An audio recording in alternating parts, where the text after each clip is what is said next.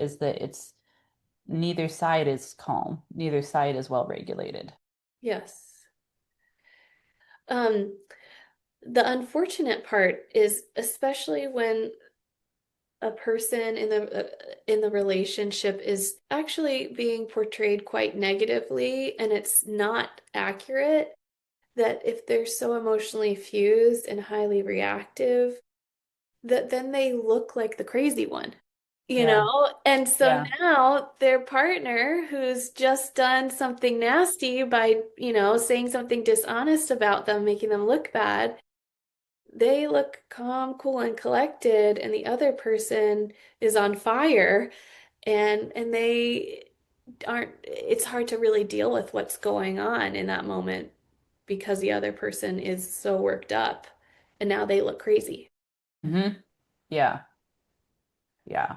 Um, I had a client I was talking to earlier this week that there was a situation like that where his partner was saying something about him that was getting him super worked up. I talked to him about how his reactivity was taking off the table the best tool he had for handling what was happening, like his ability to think clearly, because he's very intelligent and he's analytical, and but when he's getting super reactive, he's actually losing access to those skills. Yes.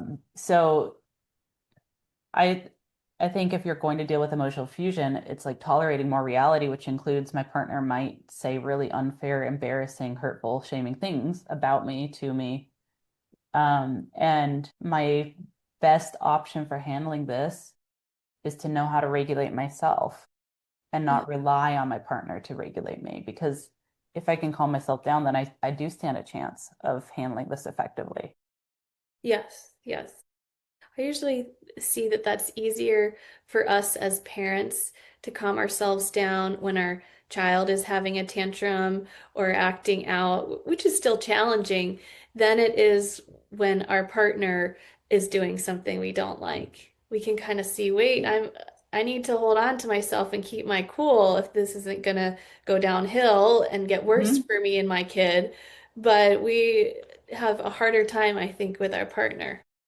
What do you think makes it harder? I agree, but Well, I think it's easy to think, see our kids and see our responsibility to help them and model for them, how to handle things and behave. And I think, um, I mean, there's just like that power dynamic. So I think we are operating differently because we sort of see ourselves as this is my responsibility to handle this. I signed up for this when I became a yeah, parent versus we think, well, I didn't sign up for this when I became a partner or a spouse. I didn't say I was going to be okay with this.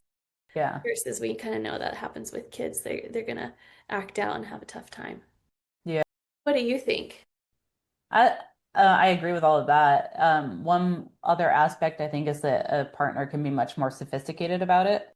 They have a much more developed mind and a better map of you, and so they'll have you mapped out really well, and they'll be able to do more sophisticated moves that are harder for you to even identify what just happened. Um, with a kid, like at least younger kids, tantrums are pretty straightforward. Yes. And even if they say hurtful things, they're pretty straightforward, hurtful things. It's like, I hate you. Uh-huh. Okay. But your partner is saying, you did this terrible thing, and they're saying it in front of somebody else, or, it's just harder for you. It's more complicated for your brain to map it out and to handle it. And so, I think partners are better at making a targeted attack on your self-image as well.